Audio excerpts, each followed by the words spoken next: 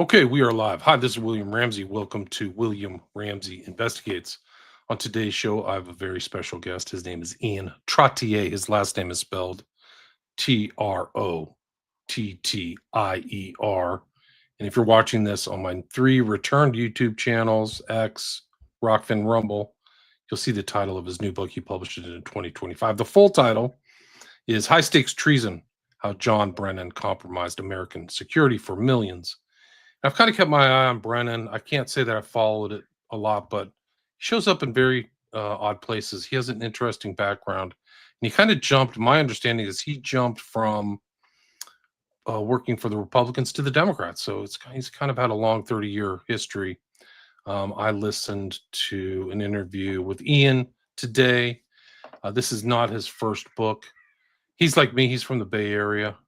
He graduated in Oregon. He's worked as an entrepreneur, community organizer, and has been an advocate for the everyday citizen. In 2007, he founded iPark, a company focused on parking solutions, which he later sold to Imperial Parking. His passion for discourse and truth led him to create the Discussions of Truth podcast in 2016, which has gained attention for candid discussions on politics, society, and personal empowerment. He also ran as a candidate for the United States House of Representatives in Florida's District 27 in 2018. And I hope he runs again because we need a whole new group of people in Washington, D.C., because this is a total disaster. But it's a really interesting book. It has interesting people who I watch on media all the time. John Kiriakou is on all these shows I listen to. So he wrote a foreword. Roger Snow, and people should know him. Both people who've had unfortunate run-ins with the state. I mean, you can call it the deep state. I think it's just the state the way it is now. But a lot of that stuff isn't that deep anymore, and we need to know about it. So I'm glad Ian's on the show. He was recommended to me, by Mark Shaw. So hi, Mark, and thanks for the recommendation. I'll have Mark on my show on his new book on Wednesdays. Today is Monday, the 24th. So I'm planning on talking to Mark Shaw on the 26th. So keep an eye out. We're going to talk about his new great books. All his books are great. My dad actually has a lot of Mark Shaw's books. He likes them too. So anyway, it's Ian Trottier, and the full title again is High Stakes Treason. So Ian, welcome to the show. William, pleasure. I appreciate it. Mark is a good friend of both of ours, and it's nice to have that. As we were talking offline, he's prolific in how he researches and meticulous in the information that he puts out. So I'm glad he's still doing what he does. And he recommended, I think, me to you, and so I appreciate that.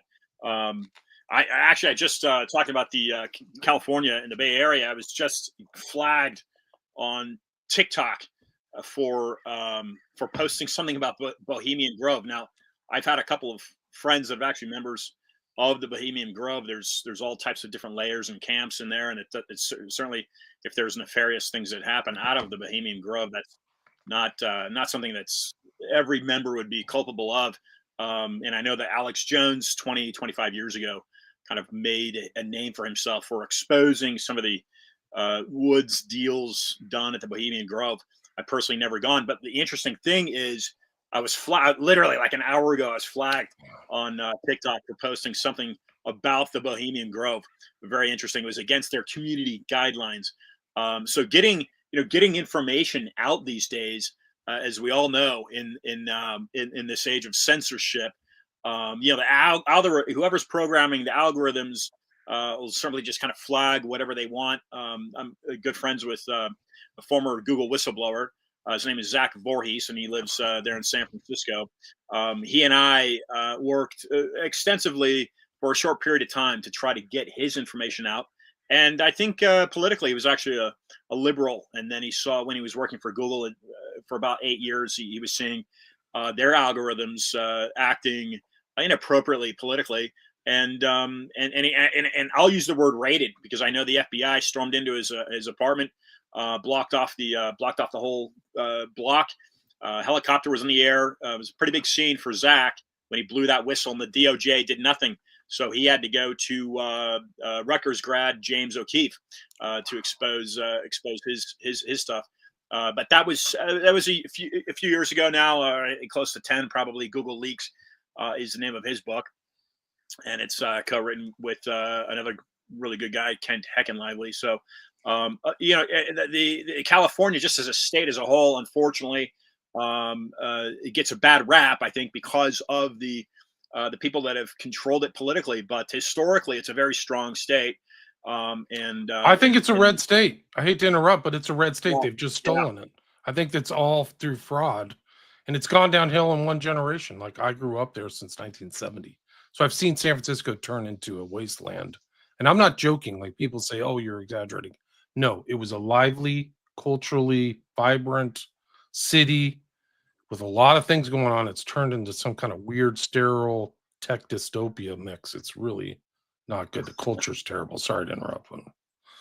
No, no, and that's great. And William, you mentioned that you're a Berkeley grad, and actually one of the members, he's now deceased, but one of the two people that I've known that have been members of the Bohemian Grove. One of them was actually a Cal grad and happened to be politically very conservative. And I think that's an identity that has slipped, and I would certainly support that argument that that state is red, and they just they rig the computer systems. There's a great book out there written. Actually, I started the podcast in Miami back in 2016 in a small neighborhood called Wynwood. And one of the initial books I came across was a book written by the Collier brothers, Collier, the Collier brothers. And the book that they wrote is called The Vote Scam, The Stealing of America, I believe is the subtitle. And what they do is they look at elections just after JFK, starting with LBJ. And they're tying it into IBM and Columbia University and some of these things. So what their argument is, frankly, the U.S. elections for the office of the president have been rigged since that time, which would mean the Bushes, Clinton, Obama, and arguably even Trump.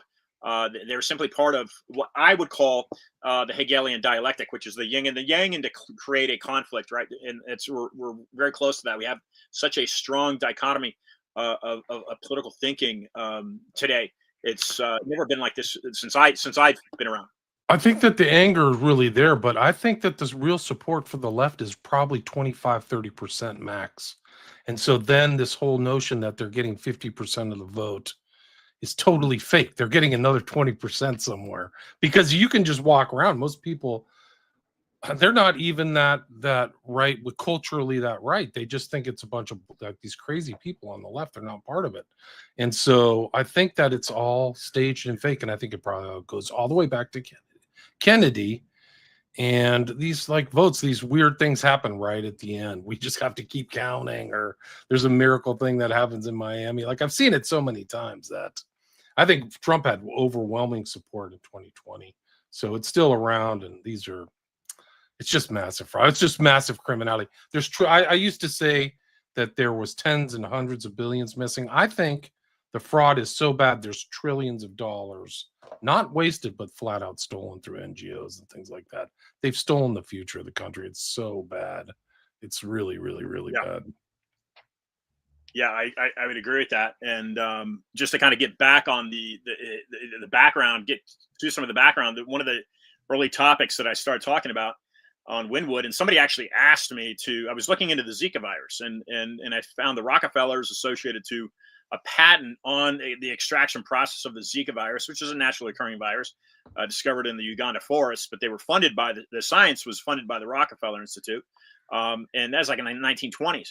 And this relatively benign virus all of a sudden comes up into Miami from Brazil during this kind of global event. I think it was a World Cup at the time. Pretty sure that's what it was. And it causes this media frenzy local to Miami. I just like, there's something really off about this. And a good friend of mine invited me to a Miami Beach City Council meeting, and I'm listening to the debates, and I just thought this is absurd. So the more I began digging into it, of course, I'm following the money, and it leads me to this guy, Anthony Sutton. So there we go, back to the Bay Area. Anthony Sutton is a former Stanford Hoover Institute fellow, and he wrote a book, literally, William, I'm not sure if you're familiar with this or not, but he wrote a book called The Federal Reserve Conspiracy. He was born in England, and I think he went to, I think he taught at UC Northridge, or Cal State Northridge. Cal State Northridge. It's not a UC. And then he gets hired by the Hoover Institute. And they ended up literally almost firing him. Again, it's censorship, right? So he walks away from his position instead of being fired. But he's giving a speech actually in Miami Beach at a Republican convention, it happens to be, and he's talking about some of this fraud and some of the Bush family fraud involved in Nazi Germany. And he's written a book, I believe at the time, Wall Street somehow building up the Nazi regime and the Russian Revolution, maybe, I don't know which yeah, one Bolshevik, yeah. And so that book, The Federal Reserve Conspiracy, just kind of really caught my eye. And you're looking in a couple hundred years worth of arguments in that regard. But since 1913, of course, when the Federal Reserve Act is passed by Woodrow Wilson, so this all is all kind of some of the preliminary discussions that I'm having, right? And about a year and a half into the podcast in Wynwood, I invite John Kiriakou on the program. John Kiriakou, of course, blew the whistle on the whistle of the waterboarding at Guantanamo under the Bush administration. And as you said, William, he's written one of the forwards. So he and I had kind of stayed in contact over the years. He probably joined my show in 2018, and fortunately, what I didn't realize, William, is that he has like a long list of complaints of John Brennan. And so anyway, so that's one of the forwards in the book. There's 3 forwards. Brooks Agnew is the other one besides Roger Stone. And Brooks Agnew, if people don't know who he is, he's incredible. He's on Midnight, what's it called? Caravan to Midnight, quite often with George Norrie. He is a former speechwriter for Alan Keyes. Alan Keyes, I think Princeton grad, ran for president a few times. So that's Brooks Agnew. But of course, the main person who gets his name on the cover is the great Roger Stone. So anyway, yeah, it all kind of starts for me, William, in the Wynwood district of Miami in 2016, and I'm just kind of following the paper trail of various things. And we've got such a madhouse going on. Before I start talking about the book, I think it's pretty interesting, right? So you've got John Brennan here, who's obviously an American. I think he was born in Brooklyn, and then he's raised. I don't know if I've got that right or not, but he's raised basically in New Jersey across the river there.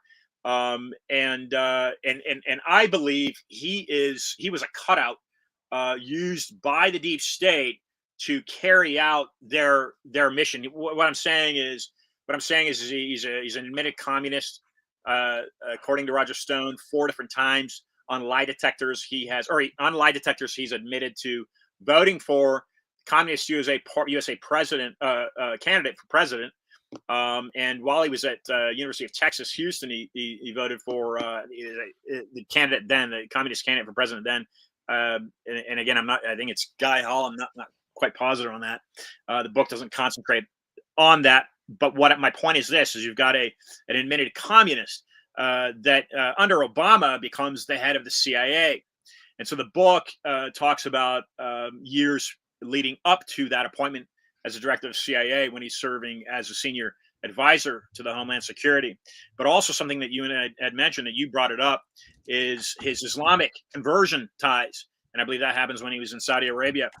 So you've got basically 2 really main large kind of red flags if you are a constitutional Republican, right? That is basically a citizen and promoter of the Republic under its Constitution. That's how I kind of define that.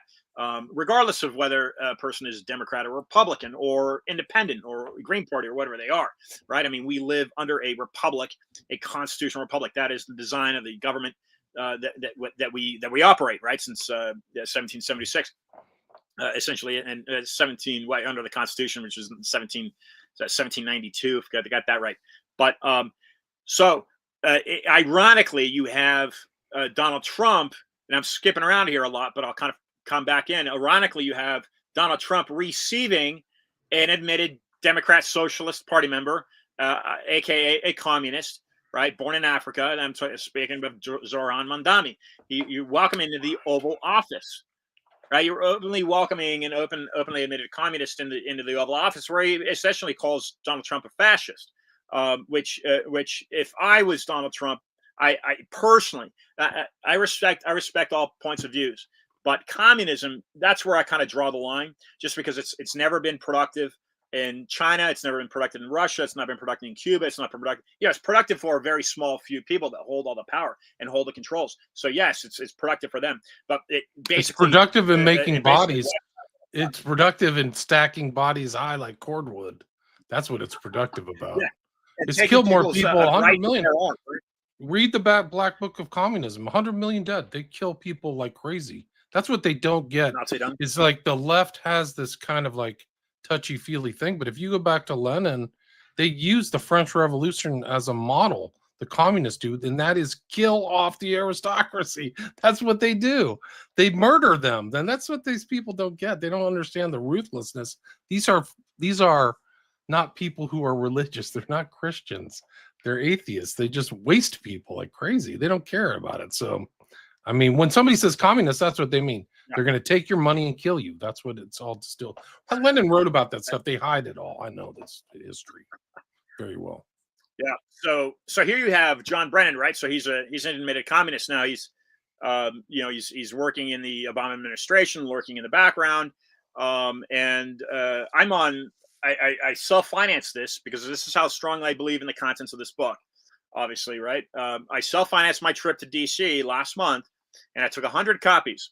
And I'm going back and forth. I'm down Pennsylvania Avenue, and then I walk back and forth and take a suitcase full of books. And literally, I go into the Rayburn, I go into the different offices or the buildings on the House side, and then over on the Senate side, and I'm literally passing out copies of this book. So right now there are 100 copies of this book in various offices, including Nancy Pelosi's office, which is also interesting, right? Because finally she says she's going to hang up the skates there. But there's 100 copies of this book on Capitol Hill, and I was actually able to get 5 different meetings while I was in DC about a week and a half.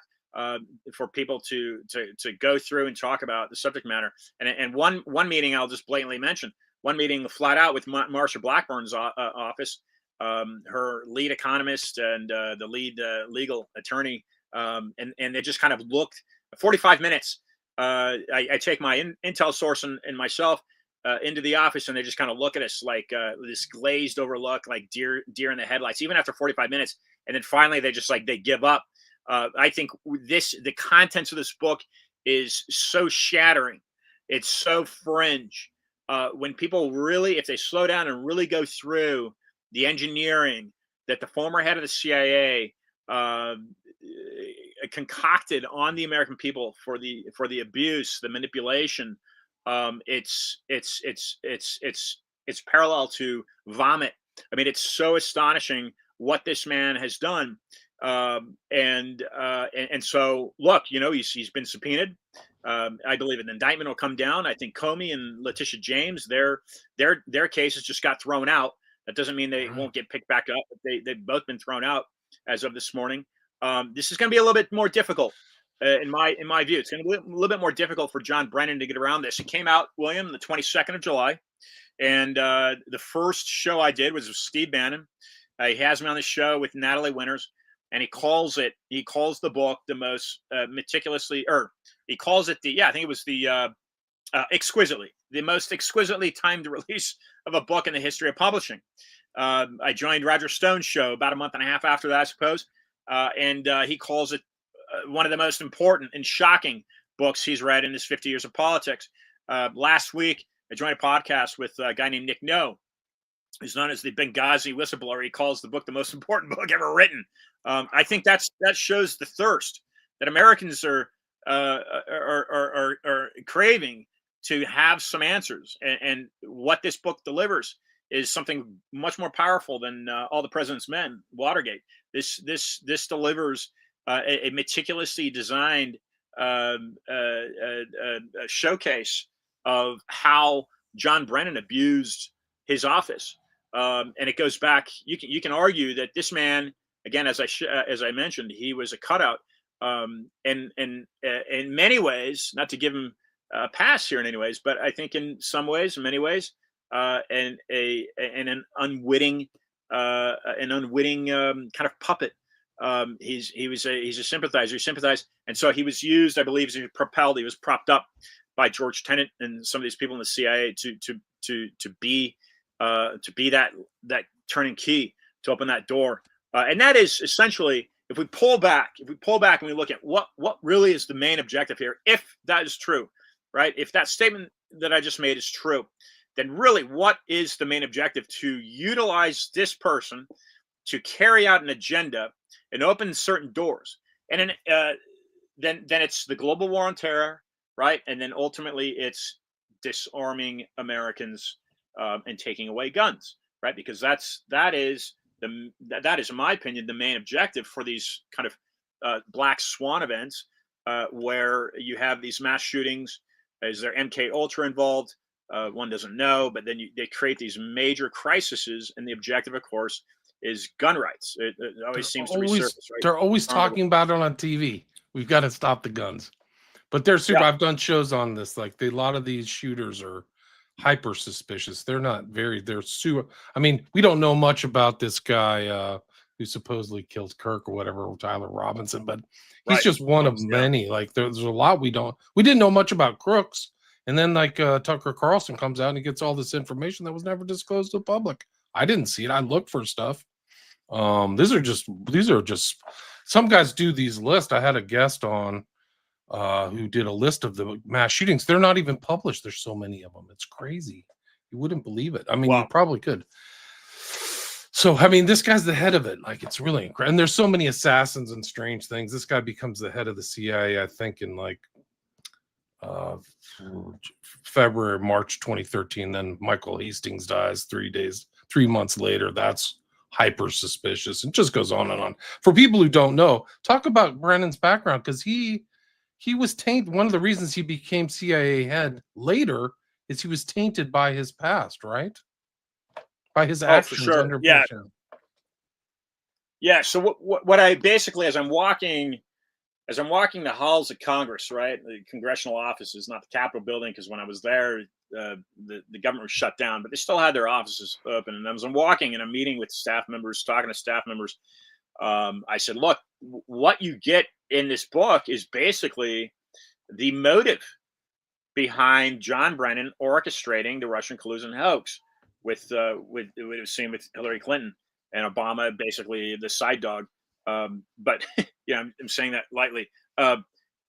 Essentially, it sounds like Clinton used Obama, this guy Brennan, right? Used Brennan to orchestrate and create this connection with the British and Steele dossier, and then fabricate the whole illusion of the Russians manipulating the election. But Brennan is pretty much, and I think Trump has even said this, Brennan is seemed to be the key figure in this. This book would show relatively motive behind that, and why he would make it personal, right? Why he would make it personal. Talking about the background on John Brennan, he's basically involved in this kind of global war on terror. The years that lead up to the global war on terror. One of my main objectives is, if this book really picks up and I can get members of Congress talking about it, which is again my objective, right? The objective is to get this guy in court and answering questions regarding the research. There's 106 pages of an appendix, White House visitor logs, SEC documents, ex-key score documents, so people understand how Edward Snowden and his whistleblowing fold into this, and the knowledge which prove essentially the knowledge that this individual John Brennan had of, let's call it, the Tsarnaev brothers as they enter the country, the 4 visas that he approves of the 1911 hijackers. Roger Stone addresses that in his foreword. This is basically a guy that has, given the benefit of the doubt, he's simply been brainwashed by the global agenda to the degree that he is now willing to sacrifice lives of the very people he has been hired to protect. And I'm talking about that Boston Marathon bombing. There's 3 terror attacks that we talk about in the book. The first one is 2009, and the fellow that boards a flight in Amsterdam headed towards Detroit. That bomb never went off. The other terror attack was actually a NATO ally, So we're looking at article number 5. And that's very important, because what we see is that the NSA and the NCTC, National Counterterrorism Center, has knowledge of the history of the Google searches, as a matter of fact, that this guy Anders Breivik is doing, and this manifesto. That would mean U.S. intel had knowledge that this person was preparing to attack. They did nothing to stop it, particularly John Brennan, because what we identify in high stakes treason, and there's a reason why I say we, because again, I mentioned I have an intel source, and that's the person that really is to be receiving the credit for all of this information regarding John Brennan and how he compiled and engineered this scheme on the American people. But what we know is that through something called code word compartments, you can basically, right, you can, like I'm talking about TikTok flagging this post I make on the Bohemian Glove. So what this program through a company called the Analysis Corporation is able to do is they're able to aggregate all the terror movements globally.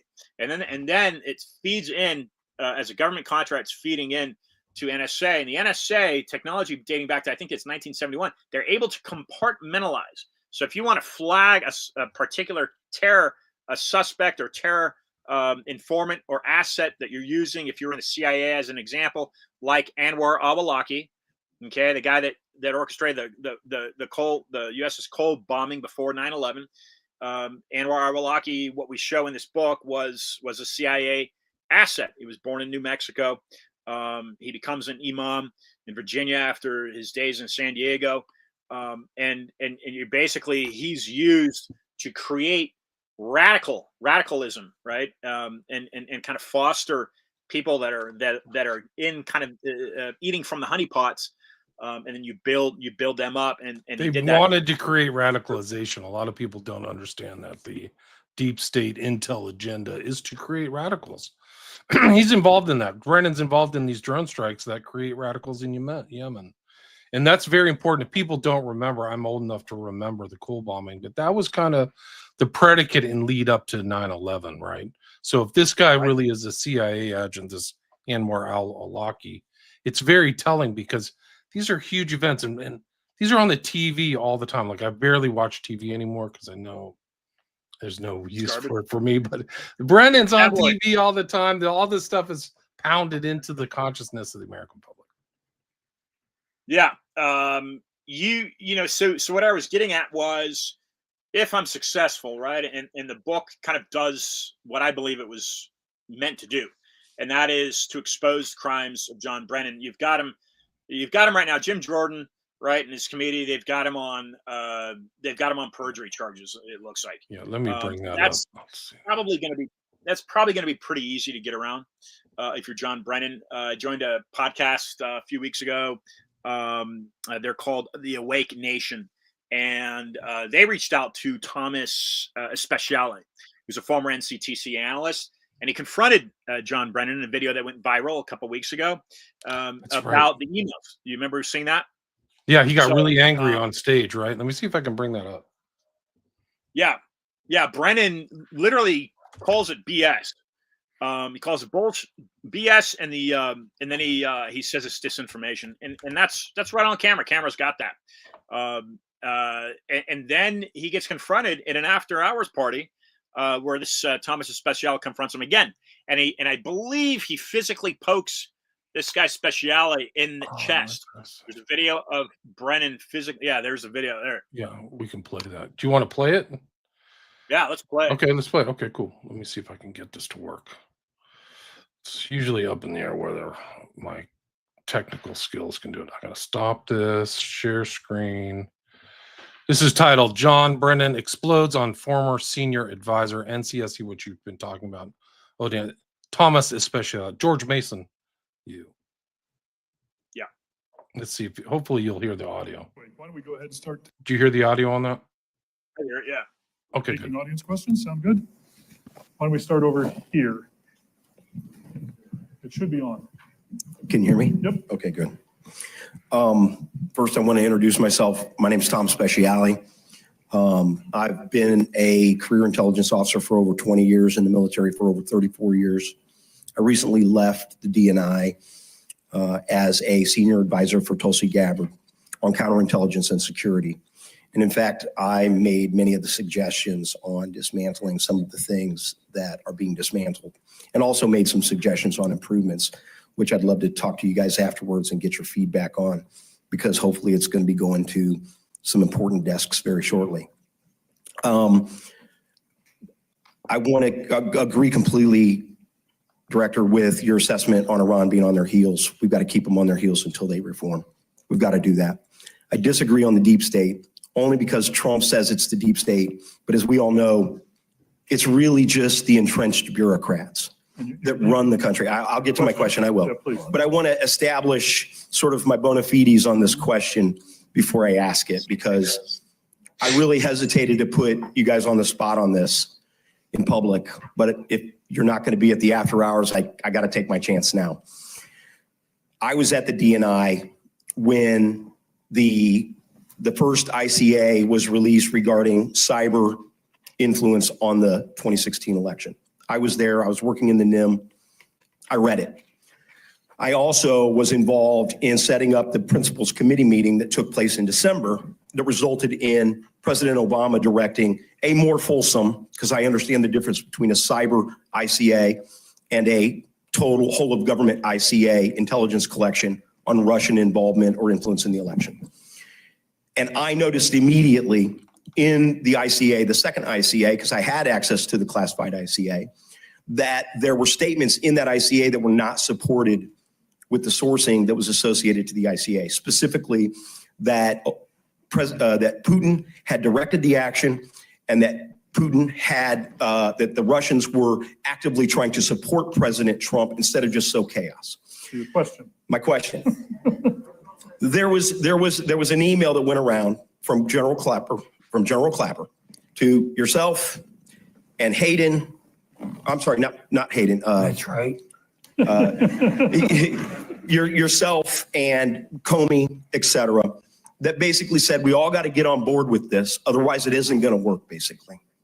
And I think that email puts everybody in the crosshairs.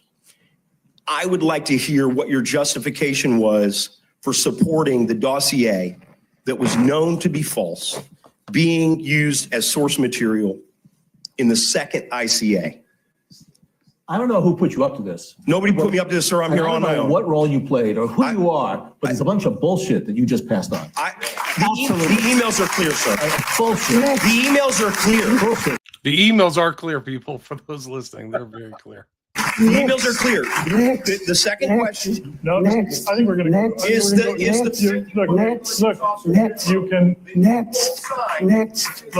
can talk about it. Did he just say next over and over again? Yeah. Yeah. So the person saying next right there is Hayden, and Hayden is the guy that Intel school at George Mason is named for. So Hayden is a very important person that does not obviously want to continue talking about that. And Hayden, I've reached out to Hayden as well. I haven't gotten a response. And by the way, so folks know, I've tried to contact John Brennan because I'd like to get his comments on the contents of the book. And so has a reporter that I've worked very closely with over the past year at the Daily Mail. She too has tried to get John Brennan for comments, in so much that she has an article ready to release, approved by her editor, but stalled from the legal department at the Daily Mail because John Brennan will not respond to their reach outs. That's what I'm told. I've got a similar thing going on at the New York Post, where I'll just mention Miranda Devine. Miranda Devine has known about this book for again about the same period of time, a little bit longer. She was the first kind of large, noble, common journalist. She's got a big name. She was the first person to know about this, and she hasn't released her article on this book either. And William, I literally, because I used a literary agent in New York to get this book published with Post Hill Press, who also is publishing Abuse of Power, Mark Shaw's book. Mine is an imprint of Post Hill called Bombardier Books, but it is the CEO of Post Hill that I work directly with. The literary agent the literary agent in New York, has had Miranda involved in this, and she hasn't published. I went back for a panel discussion a few months ago where Gavin McGinnis, the founder of the Proud Boys, was on that panel discussion to talk about this book. And I literally walked down to Newsmax offices and I hand delivered the copy of this book to the COO of Newsmax. Newsmax and Rob Finnerty is somebody that I've been communicating with for the past year. Newsmax has not even mentioned this book that I know, as far as I know. So those are three main, which you can kind of consider, right? Mainstream media. They're not independent people like you and I. They're mainstream media sources that have yet talked about this book. Hayden's reaction there, next. I personally believe that there are elements of, from my research, I would call the Council on Foreign Relations, because how I view American media, it all kind of streams through their control. They are a Manhattan-based political think tank that essentially controls the strings of Wall Street. It was developed by a J.P. Morgan lawyer, Elihu Root. That's how the Council on Foreign Relations came into existence, 1921.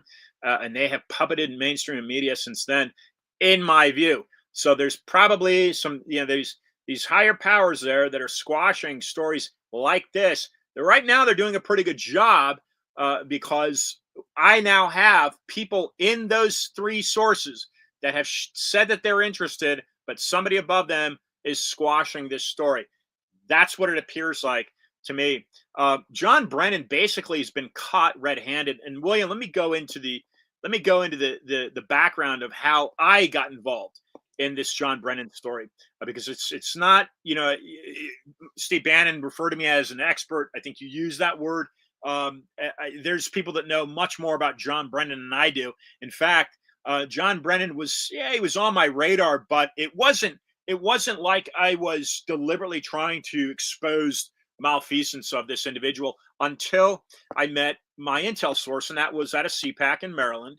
And I was conducting my podcast when a friend of mine walked this fellow up to my booth, and he placed a binder in front of me, and he identified himself as a former FBI agent, made it clear that he was no longer working with the FBI, that he had been let go from the FBI many years ago, but he'd spent over a decade in the FBI, and he was actually given a commendation award, right? So a recognition by the FBI for his ability to perform his duties.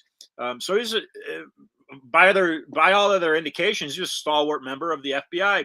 So he presents this binder in front of me, and he asks for an interview, and he says, "Look, nobody's willing to talk about this content. Will you?"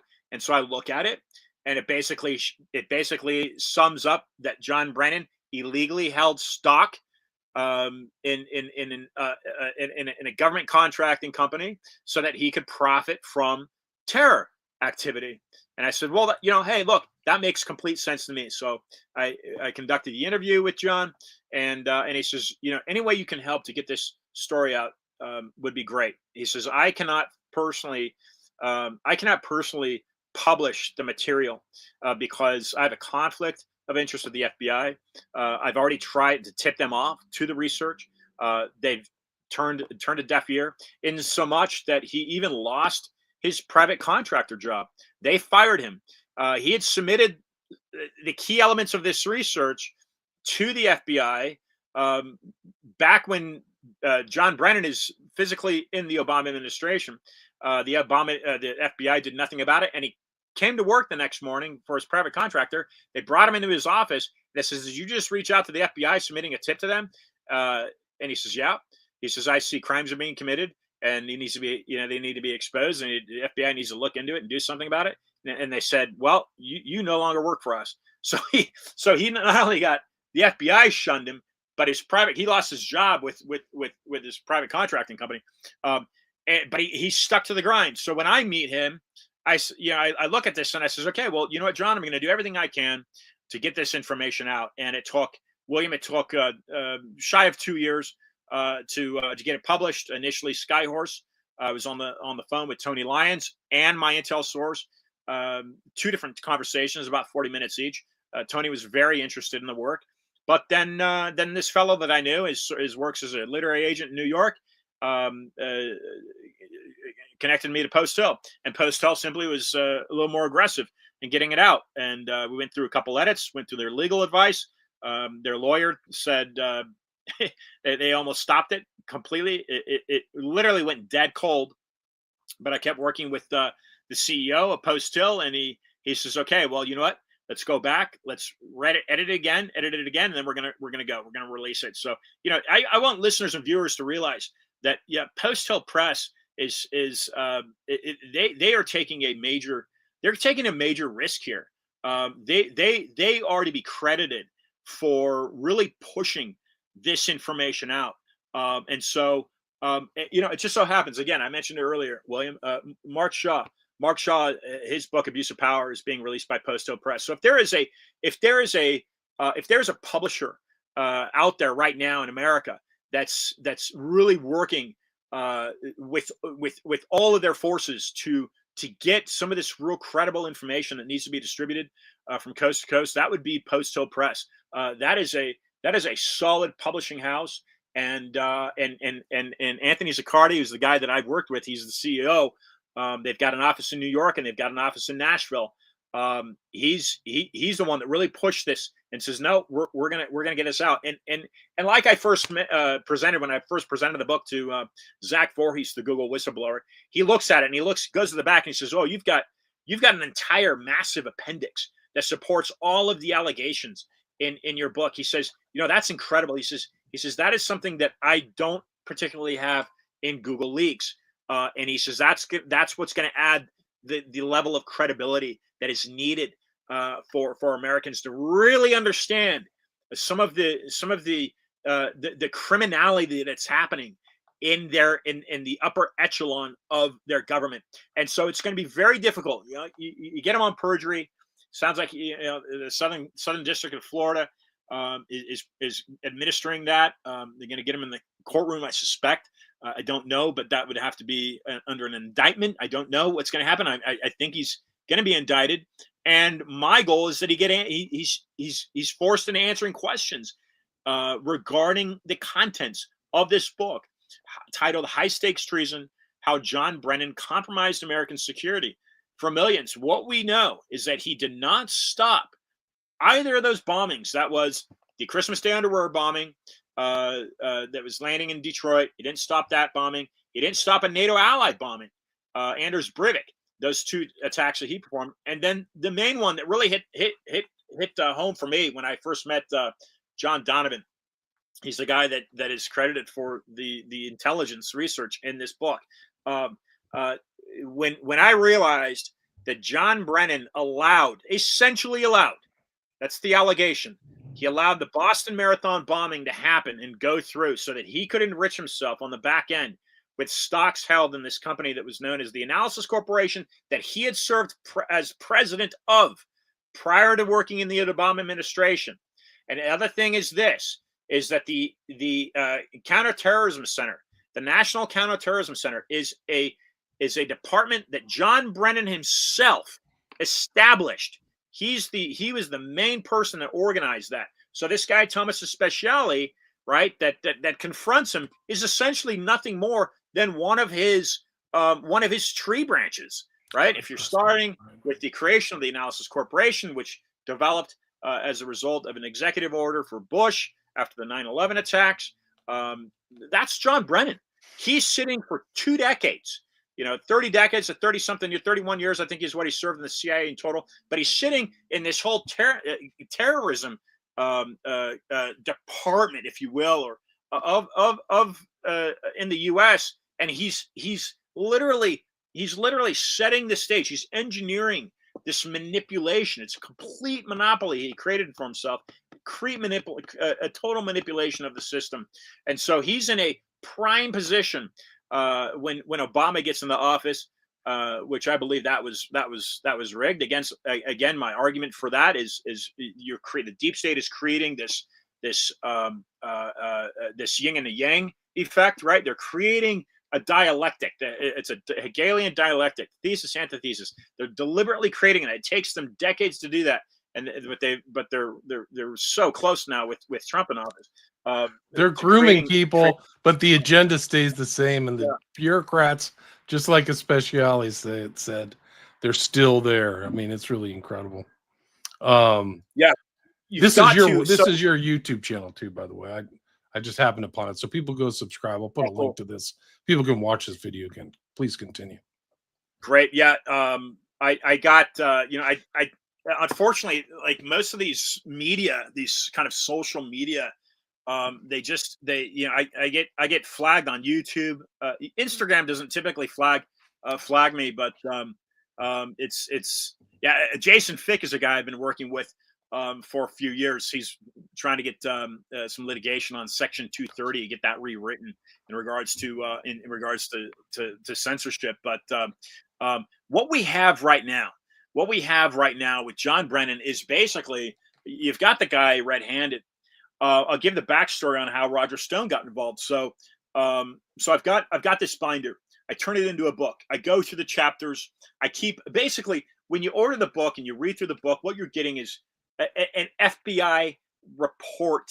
That's the grade of information that you're getting because, like I said, my intel source plopped down the research to me. I go through it chapter by chapter. I personally vet it, of course, because I'm putting my name on it.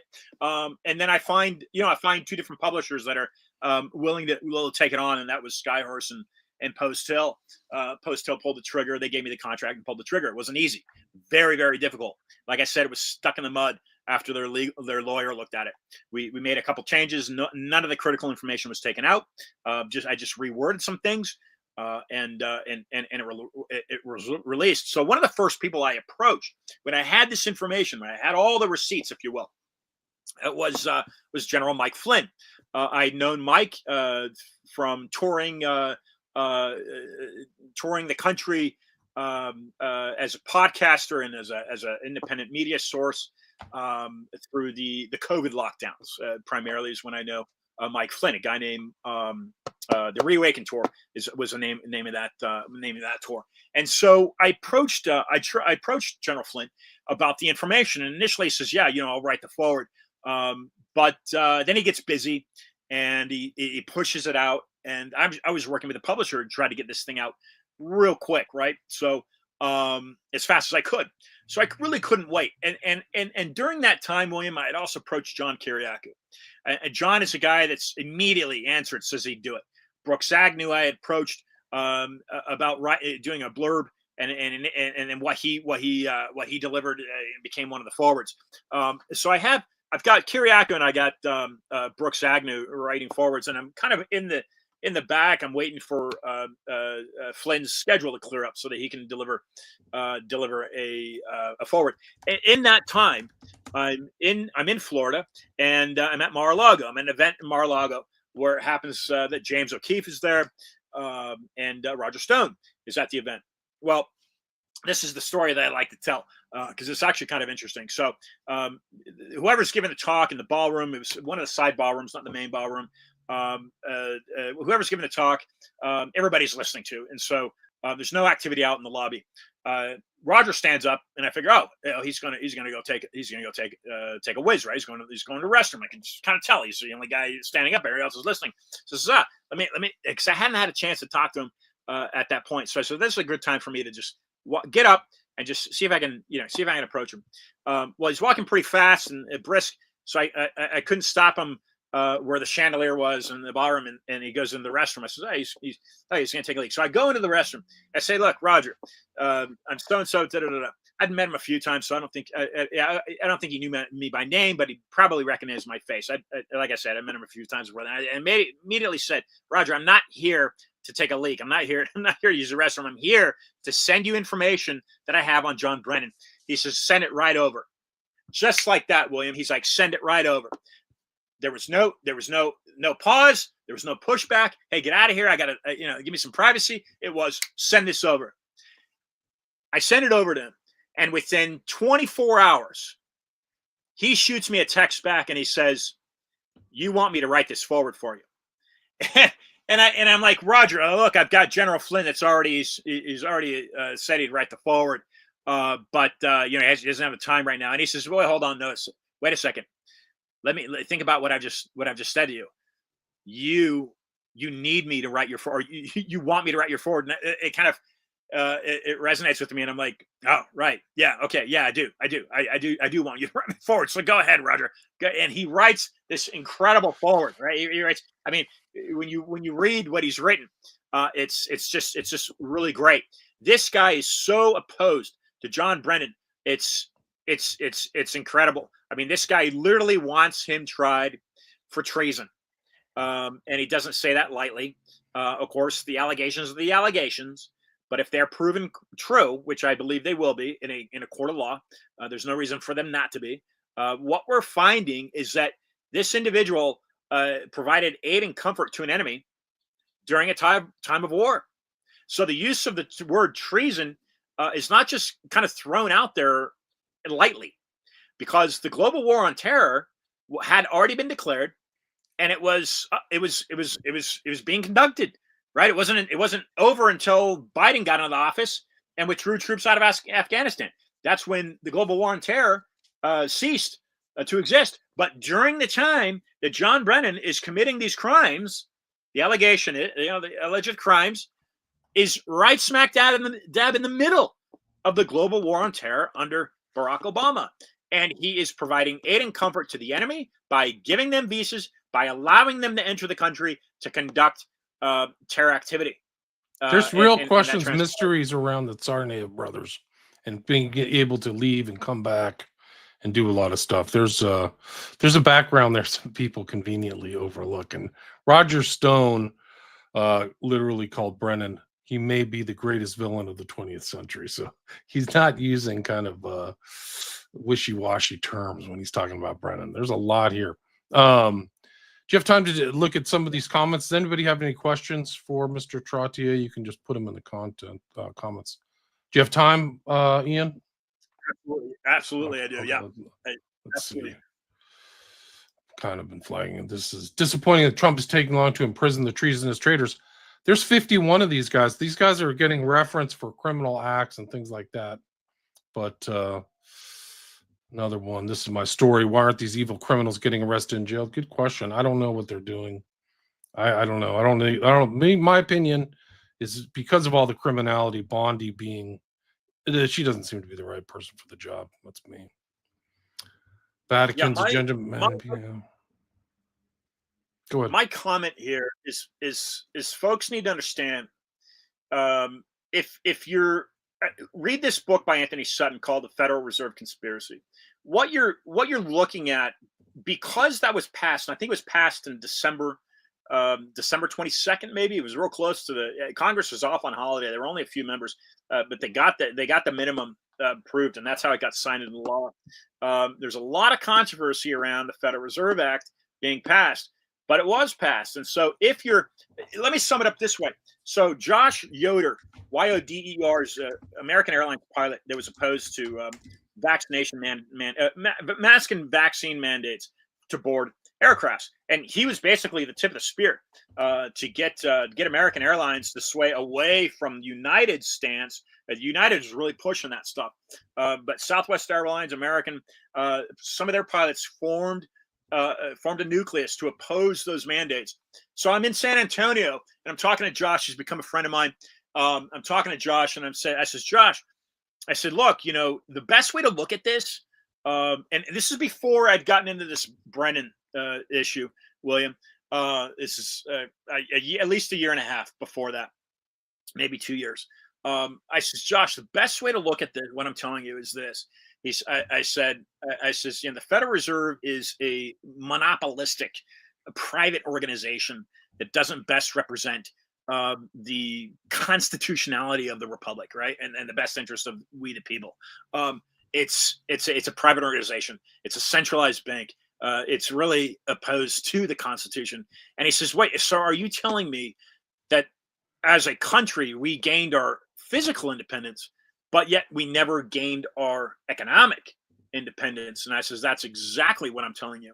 So if you take that into consideration and you read the book by Sutton, Federal Reserve Conspiracy, then you'll understand that the Oval Office itself regardless of whoever's occupying it, it can be used against the people.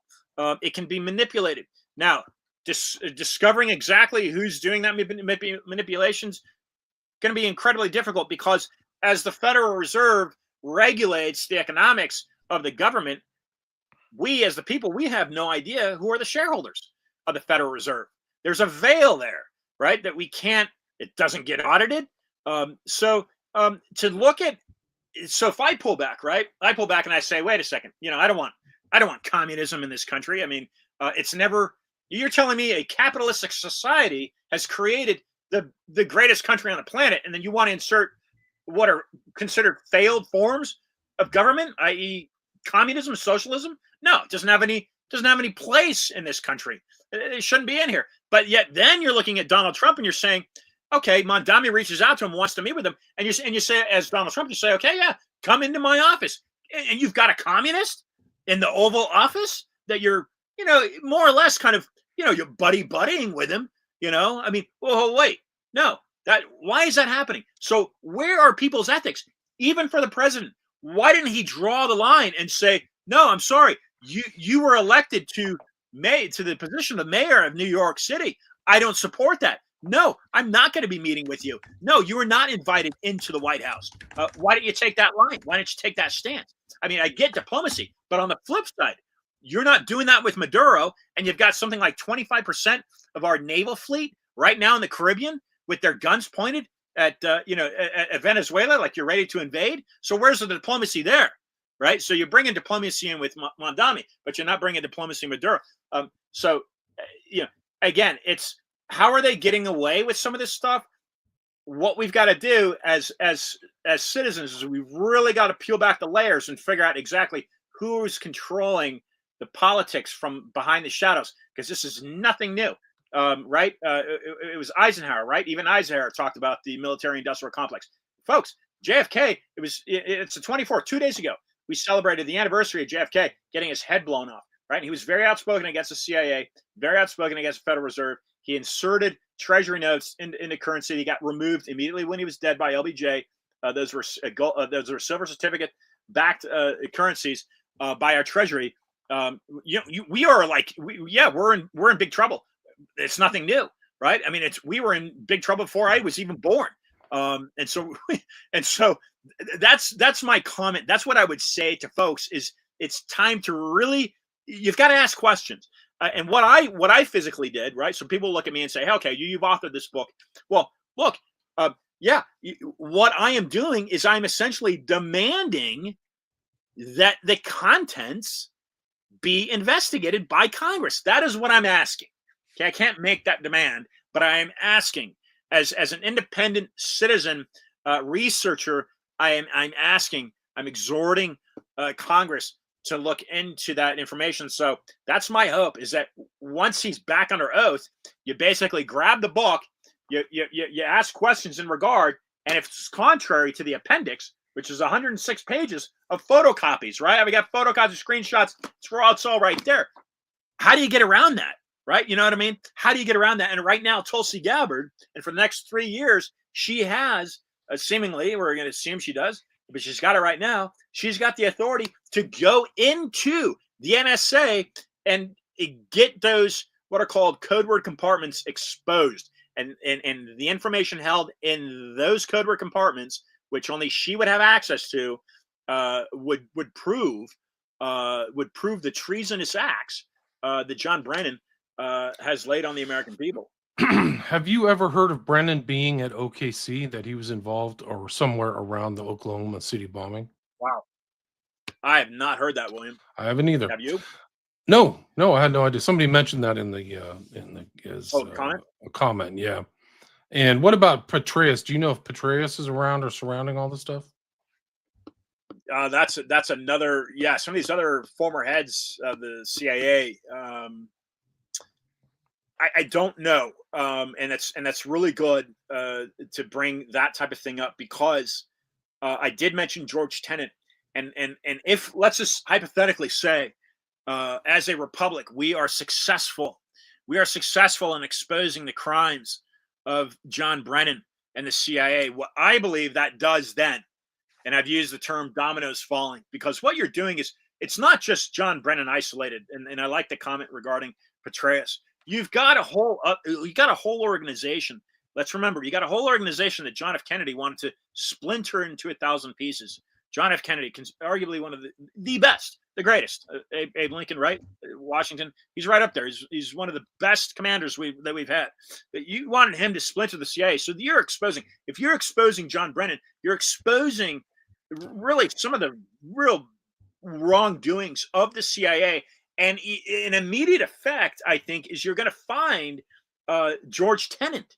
You're going to find the involvement, I believe, that exists out there. You find, if you expose Brennan, you're going to find he was chief of staff under Tenet during 9/11. You're going to start to expose some of the criminal activity that happened on that day. As an example, again, this is my viewpoint, simply opinion. The building number 7 under Shorenstein, right? You're exposing. That had nothing to do with the CIA, probably, but it had to do with an element of the deep state above the CIA, and so that's what I think is online here with the information in high stakes treason. Is you're affecting at least 200 other people that are close to John Brennan, that have been close to John Brennan over the past couple decades, that know stuff that aren't talking about that kind of thing, and so you've got right now with high stakes treason, in my opinion, you have probably the most damaging book to the deep state that has existed, far more than what we had during Watergate. That is what I believe the contents of this book pose. You can really do some damage to this hidden government, the strings of the hidden government with John Brennan, because he's left a paper trail, right? And there's a word I want to mention here. It's called data mining. Me personally, I don't have the training, William. I simply don't have the training to be able to get into some of the unclassified documents of X Keyscore, relate them to some of the activity that John Brennan was doing, and give that as a report.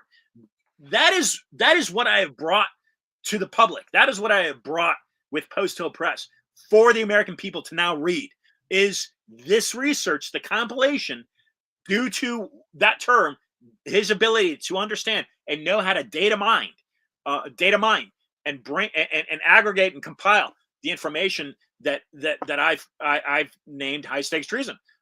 It's really a great gift to the American people. I don't think there's never been anything like it, really, that zeroes in on a bad actor and shows the crimes that he committed, because he allowed himself to be enriched in this government contractor that changed names, but we knew them for at least 15 years as the Analysis Corporation.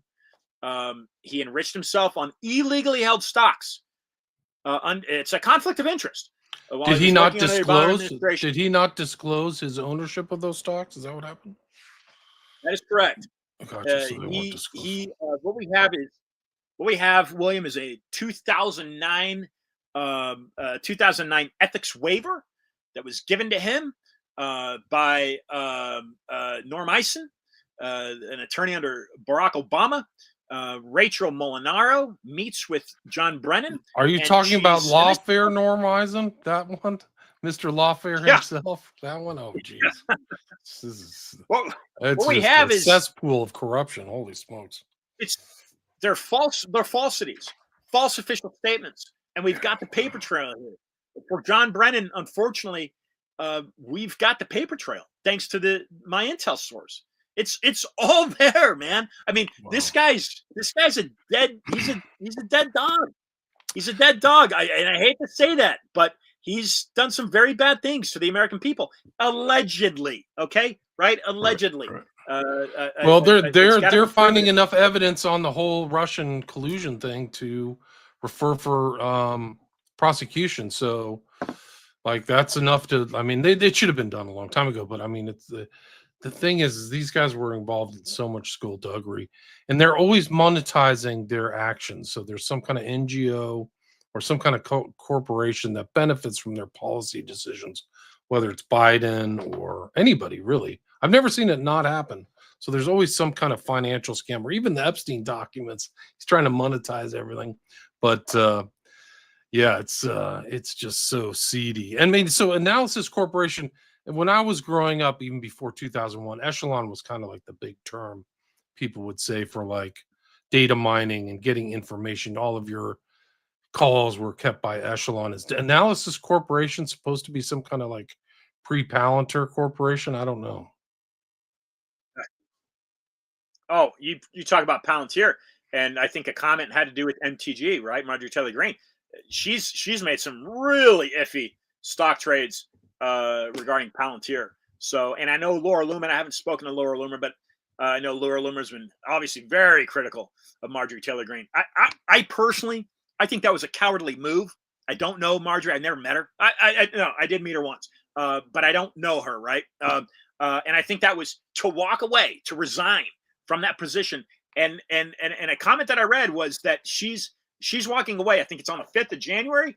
That's just like 2 or 3 days after she qualifies for her lifetime Congress pension. So she's 90% of her salary, walking away. baby. 90% of her salary. It's a freaking golden, the most gilded parachute imaginable, pure gold, and healthcare for the rest of your life. And yeah, right. You know, I mean, not to say again, I was critical of Trump, and I'm not in that position, so it's difficult for me to say what I would do and what I wouldn't do if I was in Trump's position. But you know, I was certainly critical of him bringing a communist into the Oval Office to joke about him being a fascist. Again, that's just me being on the outside and not being in that position. Yeah, but it's their weird terminology. It's commie terminology where if you're not a communist, you're a fascist, even though Biden was probably one of the greatest fascists of all time. We are at the 60-minute mark. We had a couple hundred live listeners. Thanks for listening, everybody. Go check that out. Do you have a website? I know you have a YouTube channel. Yeah, I've got 2 websites I can direct to folks. High Stakes Treason is a website you can go and order the book from, and you can get some of the other quotes. Some of the other interviews I've done. Matt Gaetz, I was on his show. I've been with Bannon a couple times. Stone Zone, Roger Stone, Mel K. That was a great show I did with Mel. I've done quite a few interviews. So that's highstakestreason.com. If you want a signed copy, you can just order from me directly and Venmo me. And then to get some of the background stuff that I've done the past few years since 2016 when I started the podcast, that's iantrottier.com. Ian Trottier. So you can see the Ian Trottier. Let me see if I can pull this off here. There's the cover of the book again. Stop screen, share screen. That's a dirty dog right there, William. He's a dirty dog. That's like a dirty dog. Bigger than Watergate, guys. Roger Stone, one of the most important and shocking books I've read in my 50 years in politics, man. Unbelievable stuff, man. Yeah, and he just released an article on Stone Zone. It's called Shadows of Betrayal, and it's a review of this book. So he's had me on his radio show, and he just released a write-up on Stone Zone regarding the book. And your book has like 100 pages of archive, so it's not just like a book, a narrative of this stuff. It's actually a data transference, so people can actually read the real documents, right? Like, I think it's in the like. That's exactly right. Yeah. Which is important. Exactly right. You have them now in like a solid form where somebody isn't tampering with them, or like all kinds of things. Unimaginable disinformation is out there. So you've got all the stuff regarding the Security and Exchange. You've got media reporting. Biden offers OIG stuff, employment history, all kinds of documents down there. So people can check that out. I've got employment history on people that Brennan was working with outside of him, right? And that's a great kind of meme, right? This artist is really awesome. Oh, I mean, the Biden administration and even Obama, they're paying themselves out of the public fisc. I mean, just the corruption is off the charts. You can't even believe the comprehended. I think that a majority of our debt is just fraud. Like they just stole everything. Is there anything you'd like to add or anything amiss? How do you want to wrap this up? Yeah, no, I just buy the book, make it a stocking stuffer. It's get your friends to buy it. Obviously, that's what we're doing, is pushing this message out. Unfortunately, the allegations in the book, I've sent one to Pam Bondi. I'm going to continue to push this information out. My intel source had a death threat. His family ostracized him. Again, when I first met him, nobody even do a podcast with him. And of course, Biden was in office at that point. I don't know that Post-Hill would have published this had Trump not gotten back in office. The climate right now is ripe for people to kind of digest this type of information. And I would go at it from a nonpartisan or bipartisan, if you will, angle. This isn't about politics, right? So it's not about. Oh, thanks, William. Wait, that's Bartow Films. Bartow Films. Appreciate that. This isn't about just because I'm opposed to communism, right? That's just my opinion. I'm totally opposed to communism. I think communism is the most rotten doctrine imaginable. It's horrible. They never produce anything. They're not productive people. They're constantly aggrieved too culturally. They're just always whining about something. They never take proactive steps. Let me insert this, William, because I think I'm not a capitalist either, so I'm somewhere in some nether world, yeah, but still. But this is an interesting take on the origins of communism, right? Karl Marx's Das Kapital. This is Communist Manifesto. This is the origin of where there's a historian. Now, Brian Artis is a friend of mine. He's actually one of the first people to get a copy of this book, and he was outspoken against remdesivir and some of these the COVID things. But along that line is a guy named Eric John Phelps. He's an historian, and he talks. And I'm just going to insert this because it's interesting. He talks about something called the Paraguayan reduction system, which was basically a European effort to, without using slavery, to conform indigenous people down in Paraguay. Phelps says that was the nexus for creating what became known as communism. So really interesting if viewers take a historical approach to kind of where these things Marx argued that communism was the natural state of man, that sharing and doing all that stuff was going all the way back to hunter-gatherer times. That was his idea, but there was a lot of trading going on there. There's a lot of bartering and things like that. So it's you can test a tree by its fruits, and the fruits of communism is just mass death, democide. And they're just this remdesivir stuff was all intentional. And, you want to talk about Palantir and all these things, like they're finding out that Palantir was behind application of COVID, like who got certain treatment, who got on the breathing apparatus, which is basically a death sentence. But probably is another. The corruption's off the charts, guys. It's so corrupt. And there is a thing. I also had a lot of my guests are on this Post-Hill Press. Actually, had Nils Gravilius. I saw his book was on there. So that's cool. Mark Shaw and Robert Spencer, who's an Islam critic, which people should check out Spencer's stuff. And it's the age of assassinations. People are getting threatened, job losses. These are very rough times. Like, you try to tell the truth, they'll come after you. Like, I can speak from experience. You wouldn't believe the stories I've experienced. I can't even talk about it. Actually, I tell people the truth would discredit me. They wouldn't believe it. But I will put a link to your website, Ian Trottier. It's Trottier. And then also the High Stakes Treason. I'll put a link to the book. I see that there's I think there's a audio book. There's a Kindle. Yeah. There's a paperback.